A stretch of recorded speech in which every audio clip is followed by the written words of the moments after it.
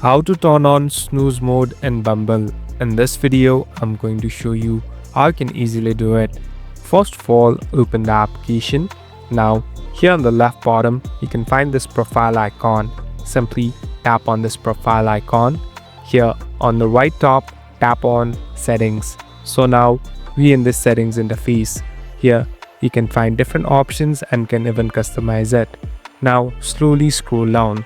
So here there's a section called Snooze Mode. Simply tap on Snooze Mode and here you can select the timings too. So here tap on 1 and here tap on the reason why you want to snooze it. So the snooze mode has been activated and you cannot do anything unless you deactivate it. If you go back, you won't be able to easily date other people too. Thank you for watching this video. I hope this video will help you.